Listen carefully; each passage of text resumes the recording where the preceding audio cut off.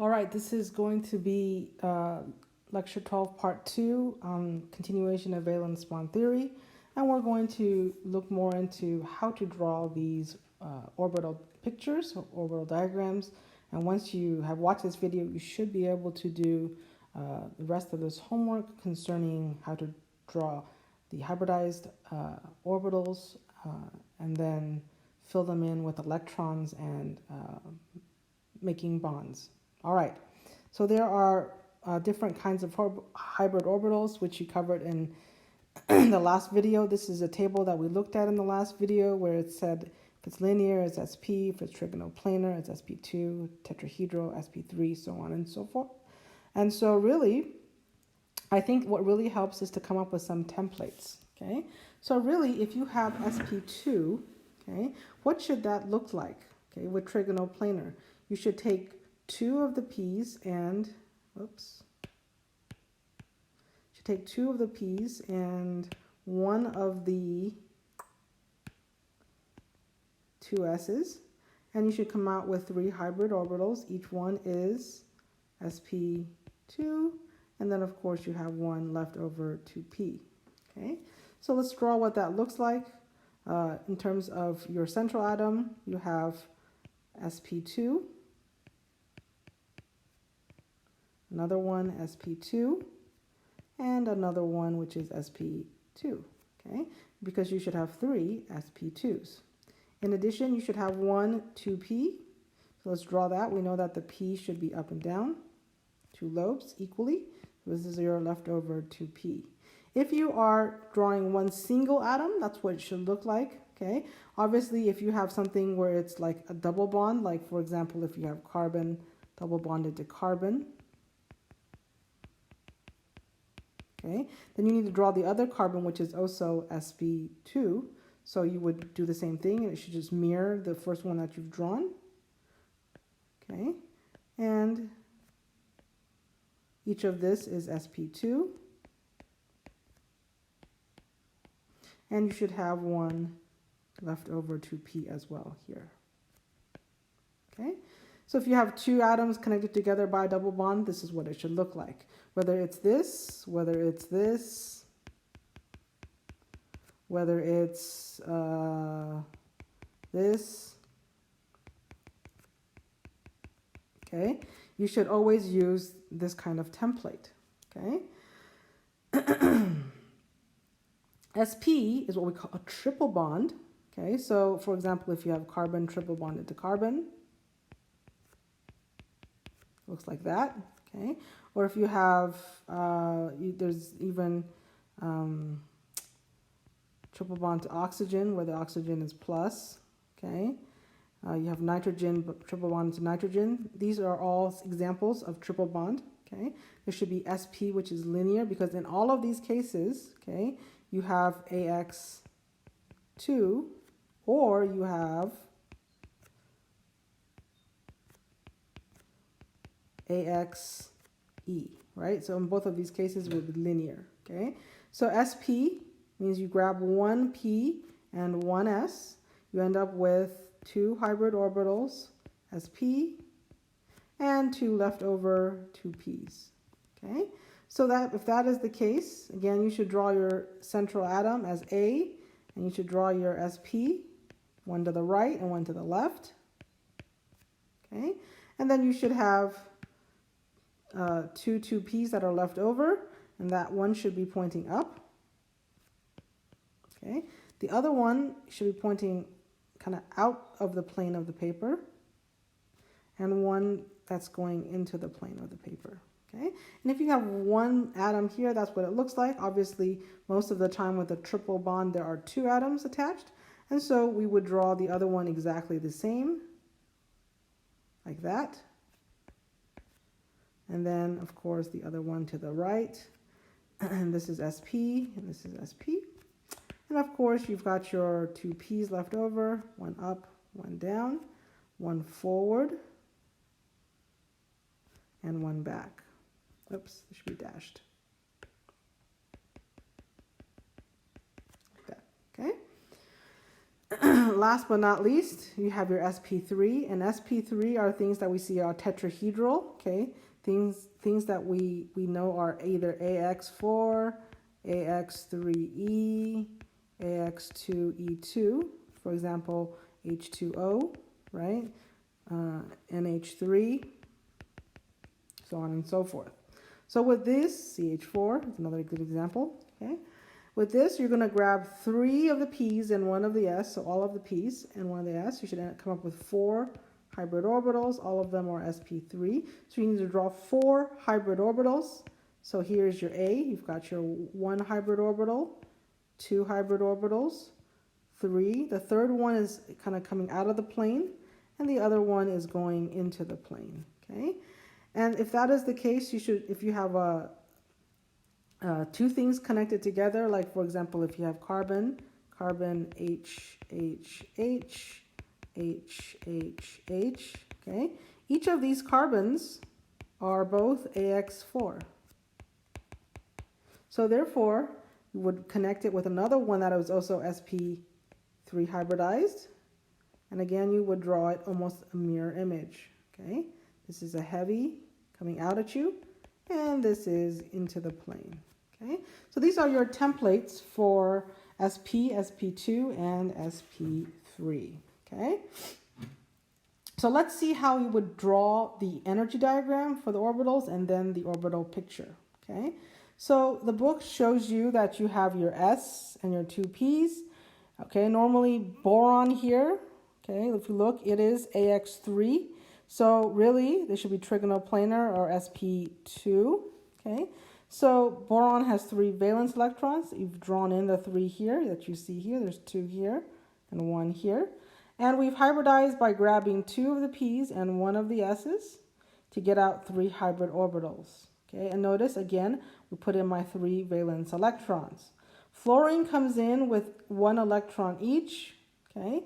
So you end up with a filled, although not octet, situation, okay? So how would you draw this is the energy diagram, how would you draw the orbital picture? Okay, you would do that by first going back to your template and realizing that AX3 trigonoplanar, sp2, should look like this.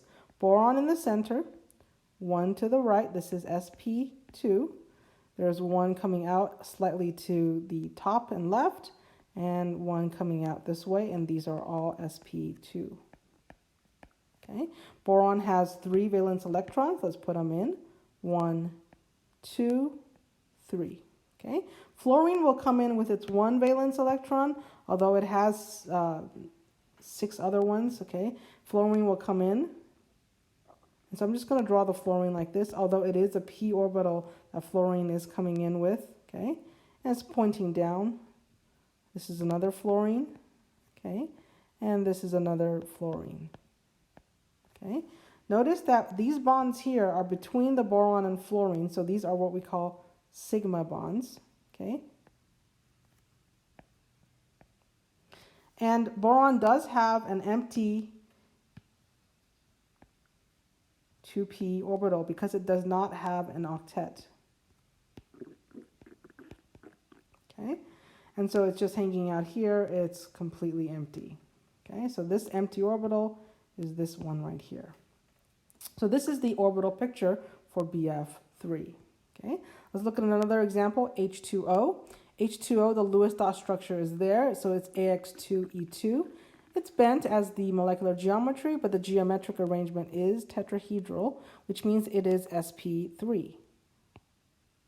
Okay, sp3 means we're going to take 3 orbitals total. Sorry, 3 orbitals. I apologize.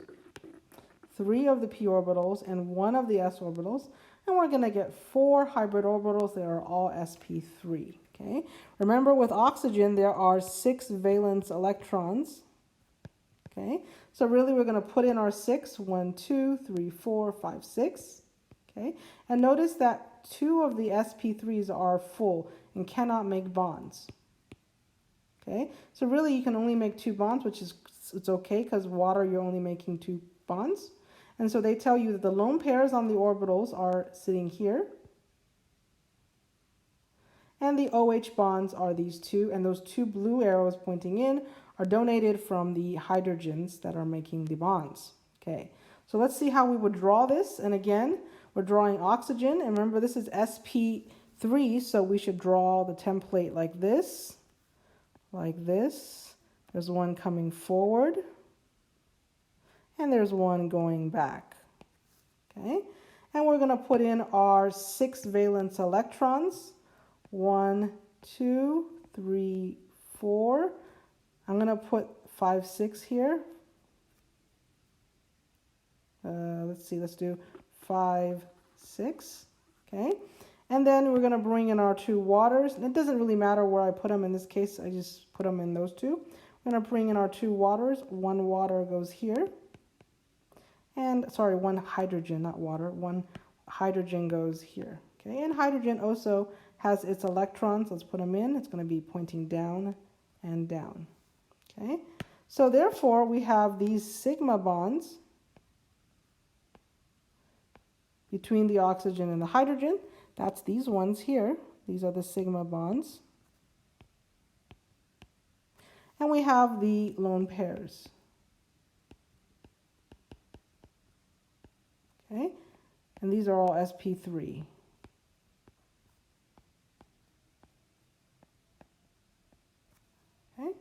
And if we look at this and the VSEPR diagram becomes very, very similar, right?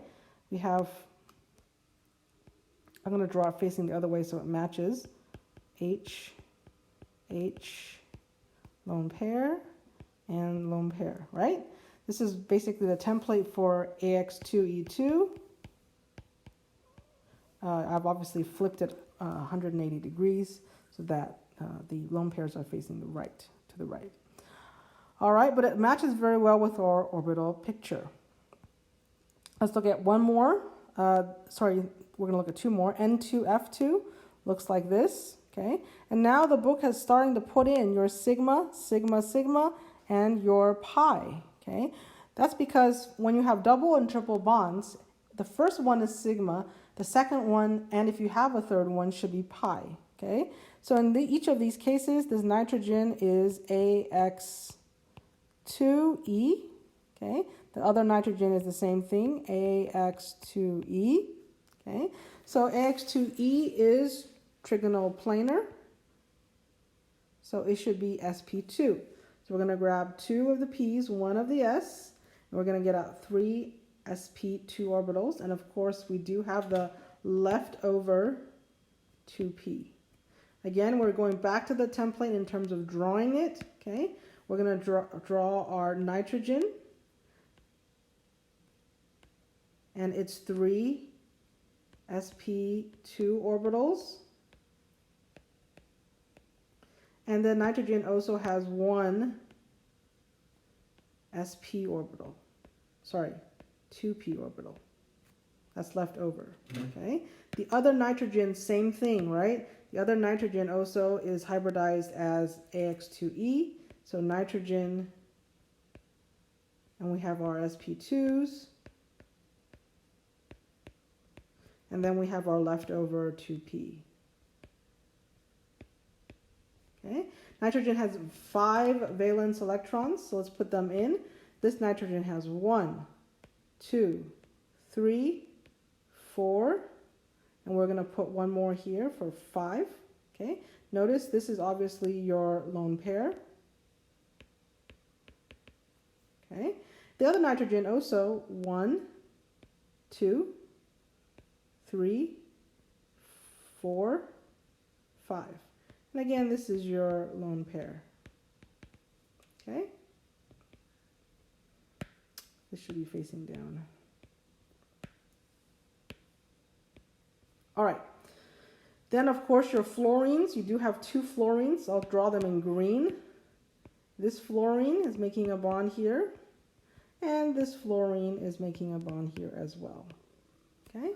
So let's go ahead and label our sigma and pi bonds. Okay. Between the atoms, this is sigma. This is sigma. between the atoms here, nitrogen and fluorine, is sigma. Now the two p's always make pi bonds, okay? And that's something to remember. Remember that 2p unhybridized always makes pi bonds, okay?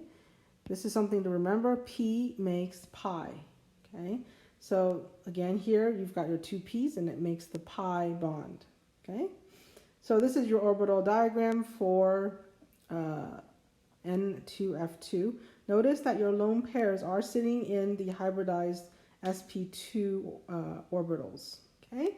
Last but not least is XeF4, okay? And for these ones that are not, doesn't have a template, we don't expect you to draw the orbital diagram, we just expect you to be able to hybridize correctly. So here for Xe, you have your sp3d2 because it is square planar octahedral. So sp3d2 means you're going to take S, you're going to take 3 of the p's, and then you're going to take 2 of the d's. So you're going in with 6 orbitals. You should come out with 6 hybridized orbitals, which is what they have done here. They have taken and put in all of the valence electrons, and in this particular case, there are 8 valence electrons, okay? So really, you have 8 valence electrons here. And so when you have fluorine, fluorine comes in with its 1 electron. There are 4 fluorines. We have those 4 blue arrows here, okay? And so therefore, you have a complete full octet paired up, and this is why XeF4 looks like square planar octahedral. All right, so for these larger ones, the sp3d and sp3d2, you are not expected to draw the orbital pictures.